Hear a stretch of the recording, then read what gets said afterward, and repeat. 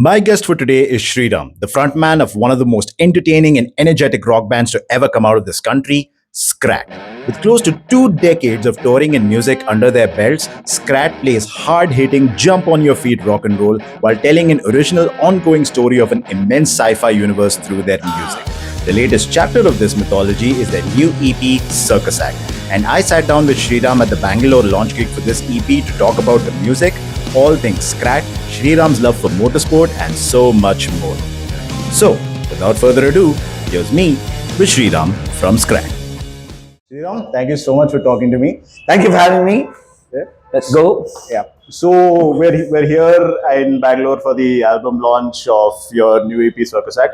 Yep. Okay. So I know there's no such thing as like Indian bands releasing regularly, and a lot of things have happened over the years, like global pandemic. But Yeah. still, like what took so long between Bison and Circus Act?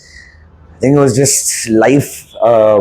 Bison happened, and then we went on tour and all of that, and we already started writing a whole bunch of songs for Circus Act. It was going to be a full-length album anyway. And then pandemic hit. Right. And we were, and there was one big problem is that we couldn't send tracks to each other. That didn't work for Skrat for some strange reason. We have to get together in a room and jam. Right. And otherwise, there's no way. Our writing process kind of like just died. Because we're like, okay, we have these ideas. Oh, it's great. Oh, that thing. Oh, that's what happening in the storyline. Oh, that's where we're going with this direction. Oh, we're gonna connect that to this. All cool stuff, but the actual music has to come out only when we're jamming together. Right. And because we couldn't get together and jam for the entire pandemic, that kind of stopped. And then when we got back and we could, get back and start jamming together. Yeah. We didn't like the songs that we wrote because we kind of grew up. Pandemic also did like a number on all of us, right? Yeah. Like so, and we were just like, no, we don't want those anymore. Yeah. So we ditched everything. We only kept a few, and then we've continued writing. We had a lot more songs that just kept getting cut. Yeah. More ideas, and then they've all gone into the incubator. And probably will come out in another way. Yeah. But then we decided, no, it's time to move towards the act philosophy. It's just like different acts of the universe that's now coming together since we write in the universe. So now we'll be releasing it as acts, essentially. Circus Act is the first act released. First act? The first act that is released, and now this will be the first of many acts. Oh, so there are more acts coming. Yeah, there'll be more acts that will connect different parts of the other albums and this and that and everything, and trying to make hodgepodge of this. And Circus Act was also recorded live, if I'm not wrong. Right? Yes. Another problem that we had was we wanted to play together and record. We don't like the whole layering process. It's very tiring. Even though, it kind of works or in some ways, but I don't think we kind of cracked the idea of how to layer or produce a song and make it sound like Skrat. Right. Which is like trying to paint a picture of a memory that you've had before or whatever. Like it's too weird. And we don't know, we sound like us because we play together. Right. Again, the same problem of the writing came to the recording because our albums never sounded like how we sound live. Right. And I don't know if better was or whatever, but for us, we didn't like it as much as what we sounded like live. So now this time we're like, the only way to do that is to record live. And also we were like, why should we record in a studio? Yeah. Okay, why should we have line-ins and isolation? So if we're going to do this, let's just go all out on the madness and put 24 microphones in a garage. Right. People are in there, beer bottles are being opened, ambulance is going on the outside. Everything is fine. There's hardly literally an ambulance going outside right now. Yeah. And that's it. It's all there in the album if you can like listen to it. There's like guys, like there's my dog barking. Yeah. And all of it's there, and we're like, screw it, this is how it's supposed to be, and we didn't want to have any line in so we can adjust or change things outside. So it was great fun recording with mics. because we realized it's not about the mix anymore. It's about the balance. Right. And it was okay. We had more fun working the balance and re-recording the songs 100 times, 200 times each, Right. which kind of worked. And because of that constant thing, we also practiced a little bit, so that was good fun. Grueling, but not mentally tiring. Whereas sitting and looking at a computer would have been like, okay, stop. Okay, we'll start from there. Okay, play, then stop, and then start from there. No, we'll should we keep this? No, I hate that. Like, that's not our rock band should record, in my opinion. Yeah. So at least that's not how Skrat should record. Yeah, so regarding the story of Circus Act, I think it's basically like the Star Wars prequel of the previous album, Bison, right? Yeah, so basically a prequel to Bison. It's sort of like the Rogue One of the thing. What the events that led to the Bison Wars, and so the idea of the Bison album is like we're talking about introducing the characters and all of that. Right. But the Bison Wars is an act on its own. Is when they actually go to war, it's just madness. Right. And this is the thing. These are the things that happen parallel to Bison, essentially, and then join in at when the Bison goes to war. Right. Essentially, comes and joins in at the Yippee-ki-yay and then heads on to that. Trying to make some suturing connections. Yeah, I mean, in my opinion, it's pretty fascinating that you guys are doing a concept album in an age where attention spans are so short right now. So, do you agree with that assessment that it's getting harder to make impactful concept albums in this age where attention spans are so short and people want short, quick songs? I think no, it's fine because there's music for that. But there are people who binge watch 7 seasons of some sci-fi and they're connecting things and universe building is a thing. So I think for those who are interested, they do like it. Right. And they can also listen to the songs one by one. That's absolutely I don't see of course, attention spans are reducing and people are like, okay, now I want 15-second songs instead of I would say that's a thing, but I would say it's still there. I think more so that people would want to listen to a whole and like the fact that they're all connected together. Maybe some people actually like that whole concept. And some people are just like sci-fi. No, come on, let's not do that. Like, what is this universe building? So it's like, no, we've decided to go universe building, but we can't do it one song by one song. We're bound to building it as a universe. So and when we decided, and at least when we began, the band didn't stop me from making it a universe. Right. And we just kept going. I was just like, okay, I'm just writing about this thing only. And what is this song about? All the same universe, man. Don't even ask. Is there any real world connection to this song? No. This is happening somewhere else. Just don't bother me with these questions. A long time ago in a galaxy far away, and that's it. Where does your love of creating fictional universes in music come from? I think it's childhood. Everything from Star Wars to Tolkien to Matrix. We just love it, right? Like, isn't that the greatness of having an imagination that. See, I was an only child. Okay, and I was also a little mad. I think I've been dropped on the head a couple of times. So I think having imaginary characters around you was a normal thing when growing up. So now I'm just writing about them. And saying that over and then drawing them, making I have one more. Not really. It's probably like battling solitary confinement, more like. But you just start talking to yourself, having those characters around you. Then they start telling you. And best part is, if you put a character, you can say shit that you can't say personally as a human being of Earth. So I didn't say that. That guy, I just wrote it, man. You're basically giving accountability to another fictional character. Completely denounce accountability in whatever way I can. Deniability, man. I'm telling you, that's the best part. I didn't say that. Not me.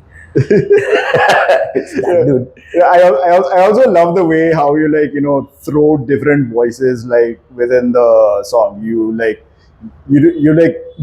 throw different voices within the song. It's really giving like theater kid vibes. So I wasn't originally the singer of the band. So Okay. and eventually I mean, do my bedroom singing or bathroom singing or whatever. Then Tapas came one day and said, "You are the singer of the band. You also sing. You sing." And then I was like, "Oh, okay, but I don't sing. Mm.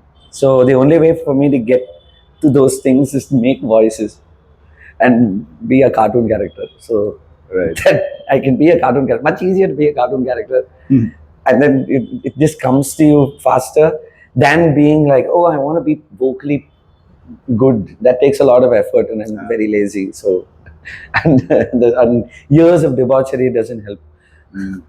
How many years of debauchery is it now? For how many years has Skrat been a thing? It's now 2006, so now we're going to be next year we'll be 20 years old. Wow. How like what does it take to sustain a band for that long? The age-old question. One, we had the privilege of not earning money from it. That's off the table. And we just liked hanging with each other. I think that's the main thing, man. Everybody got to be friends, and you got to sit and want to just like hang out in general, and then by mistake you play in the thing, and then slowly you release an album, and you're like, oh, that's very good. Then we went and played a gig. Oh, we like this. We should do this more. That gig was nice, right? We should do one more, then one more, then one more, then one more, and then just don't stop. Then why? It's just that simple. Yeah, it's just I think the main thing is if we're not monetarily bound by the band. Okay. If you were monetarily bound by it, there We would might be have like, had challenges. Challenges and restrictions. And all sorts of things would start coming in. We'll start making decisions for the monetary reasons, Right. and that would have the musical direction is wrong, and we split ways because we didn't feel the way that the band should go in this direction. We don't care. Just like whichever direction it goes, we'll do reggae tomorrow if we need to. Just feels like it. Let's do it. Let's rewind the clock back a bit. When and how did Skrat start? What is the origin of Skrat? 2006, we were just into college, just before we got into college. Tapas and I, we used to jam at home. As in, Tapas is all. I had a drum kit at home, and because I used to play the drums and still dabble quite a bit. But then Tapas came back from Bombay, and he said, "I'm better drummer than you. You play guitar." That's it. And then we got Sat was also hanging with us, and it was just a bunch of friends that were hanging together. And instead of twiddling our thumbs, we said, "Okay, we'll play. Let's jam." Yeah. Right. That's it. And that's how it started. And then we got our first gig. That's the thing, though. We formed the band. We made like 3 songs, and we put 2 covers in it or 3 covers in it, and we took 6 songs. And Tapas immediately just got another gig. So we formed it on July 15th, 15th of July, and we played our first gig on the 21st of July. Oh, nice. It's like bang, bang. And then that was pretty good. Then we opened for a band called Nervrek from now currently in Bombay, but the old Chennai metalheads. And they had a great crowd. So opening for them actually got us quite a bit of TRP. Oh, okay. And essentially that's why we were like, hey, we like that. People went, woo, and said, hey, it works. Bro, let's be in this band. Fantastic. So, like in my honest opinion, I'm not kidding you when I say this. You are one of the best and most charismatic frontmen I've seen in the rock scene, and If you're not embarrassed already, you're pretty handsome, if I do say so myself. My So- God, it's your T-shirt. I'm not blushing. No. So, with the combination of both of that, do you get any like saucy DMs after the No. show or not? It's basically, dude, let's get real here. We play rock music. So I get a lot of saucy beard DMs. Bro, that gig was too good, bro. And I'm just like, yeah, brother. It's like, it's a lot like the Harley Davidson motorcycle community also. Brother. Bro, too good. Okay, so no saucy DMs. Then. Yeah, Saucy beard DMs. like we have to be in a band like the F16s for that. Yeah, Like, that is true. Like F16s are have the flamboyance that we and the panache, the panache. the panache, and the it factor. Yeah, F16s have a whole kind of different vibe. Like Yeah. anyone will fall in love with them. Like fashion houses should be working. Yeah, that's they've nailed that direction. Yeah. And we're more into the oh my god, this freaking dinosaur. So I think I cater more to kids. That's one of the biggest mistakes I think I make. We're not playing enough for children. I think we should go to like nursery schools and be like and get them all indoctrinated to this at the beginning itself and change the world. Yeah. So, if anyone looks on your personal Instagram, they say you have a passion for motorsports.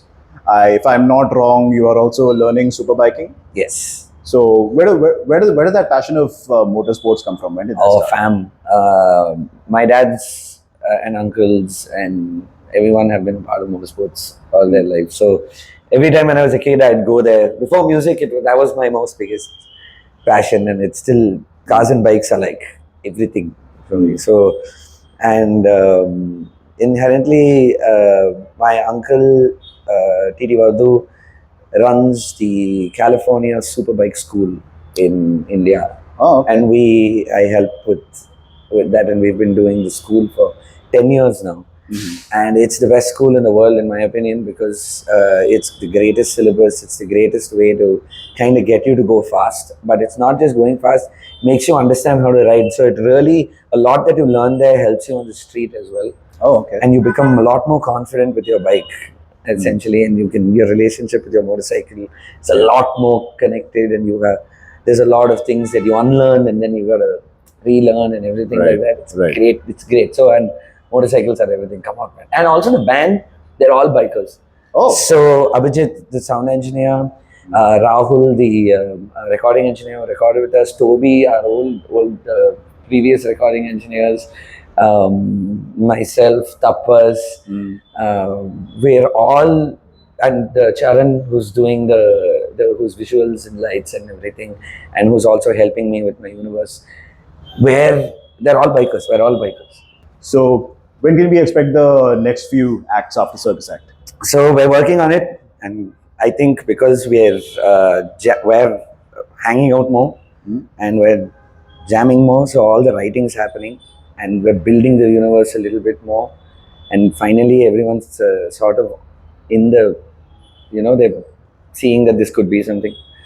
So I think we can expect it pretty soon. Like I think we have to just let it happen at a certain level. So because we're jamming and we're hanging out a lot, I think it will come out soon enough. But there are going to be acts and more acts. Okay, fantastic. So before we conclude this interview, I'd like to do a little pop quiz. Yeah. I'll give you some quick questions and give me the first answers that come to your head. All right. When and where was the first Skrat gig? 2006, July 21st, at Unwind Center in Chennai. Essentially, Unwind Center is where most of the bands, even, it was grassroots haven. And shout out to Unwind Center, because otherwise Chennai won't have bands. Okay. Favorite and least favorite song from your catalog? Favorite song from the catalog? Oh my god, I like Raptor to play. And the new album's got flashbang, so I want to get better at it, which is fun. The worst song I can't say, I love them all. Okay. Yeah. Favorite and least favorite part of playing live? Favorite part is the stage and the crowd and everything that comes with it. But the least favorite is all the grueling stuff of what happens around the gig, like getting to the venue, setting up. All of that is kind of a pain in the ass. But I mean, you gotta do what you gotta do so you can do what you want to do. Yeah, exactly. Best and worst venue you performed at? Best venues, and I'm only talking about like usual pub level venues because you can't call anything else. But I think a great venue is, the Bombay venues are great because the crowd's also great. Any good maintained venue is great. So I could say antisocial and things that happen in Toddy Mills have always been fun. Worst venue, there was a place in Delhi where everything was falling apart and it just didn't really have it. And it's mainly because of maintenance. And I was getting like a shock from the thing where we had to go and connect one earth wire into the earth of the elevator shaft and stuff like that. Wow. Meaning like you almost got electrocuted? Yeah, quite a bit. It's quite terrible. So that kind of stuff, that's the worst venue, I would say. Okay. If you had to pick one song with which to introduce someone to Skrat for the very first time, which song would you pick? Oh Lord. Oh my God. I don't know. I wouldn't be able to give you that answer for sure. I'm just going to go pick one. Pick anyone. I personally would pick either Radicate or Ex-Human because I really dug those two songs. Wow. Okay. Radicate is a good start because it's like, okay, here, it's one song, it's 8 minutes long. Here, take it. I didn't remember the runtime when I recommended that. Maybe they'll think you're a prog band or something. Yeah. I'd say Queen of Storm. Okay, cool. If you could feature your music in any TV show or movie, which TV show or movie would you pick? I've been watching Arcane recently, which I really, really love the direction. So I was like, that one for sure would be. That'll be a TV show where I would like it. That or something like Preacher. Okay, nice. Which is a little bit crazy and fun. So I leave something like that. Would definitely be. First rock song you ever heard? First rock song I ever heard, I can't remember. Maybe Dire Straits or Eric Clapton. Because it's definitely from my dad. So Sultans of Swing? I think it was even though that would be the case, I think it was probably a lot of the Beatles because Beatles for sure was in the thing. Yeah, my dad, JJ Cale kind of situations, I think. Okay. First metal song you ever heard? First metal song I ever heard was, I think, Stone Cold's intro. Oh. WWF. What was it, the original version or the disturbed version? No, the original version. Yeah, that is my favorite one. I think the disturbed version was a huge step down. Yeah, that no, it shouldn't put guitar like it should be that clangy metal. Yeah, exactly. Sounds like metal's clanging about. Yeah. First band T-shirt you ever bought? First band T-shirt I ever bought was a fake one. I think all of our first band T-shirts are fake, right? Like, so are we Brigade Road? I think it was. You don't need to worry about. And I think it was made in. Okay. Made in. And I think it was made in Trooper. I think it was Trooper, the one with the thing, and I just loved Eddie. So. Okay. Man. Which superbike do you think personifies Skrat? Okay, this is a good point. It's a good one. I would say we're like middleweight, so we're not like one of these 1000cc mad fellows. Like Grease in the Chronicle would be a 1000cc big bike, right? I think we'll be like a 600. But I think we're also jumpy around, so it wouldn't even be a super bike. I think it'll be like a sort of motocross. So I think we're a motocross bike, essentially. Something that will jump heights, and Okay. probably break legs and do some stupid things and annoy the crap out of neighbors. Okay. And lastly, dream gig you would love to attend or perform at? I think I want to go. I've been to Wembley, and I'm just Oh, like that would be great if we could play there. But then the pressure is too much. I definitely want to go and play abroad somewhere where it's like a boiler room or a dive bar. Boiler room is now has a different connotation. It's an electronic connotation, and it's got that kind of vibe, and everyone's like Right. actual boiler room, meaning those old blues bars from that would be nice with nothing and just 3 amps, like just 2 amps and a drum kit and just a microphone. Okay, fantastic, fantastic. Well, Sriram, thank you so much for taking the time and Cheers, cheers! Thank you so much for having me, and Okay, so be sure to stream Circus Act wherever you find your music, and if you like this video, be sure to like, share, and subscribe, and stay tuned for more. yeah, surprise.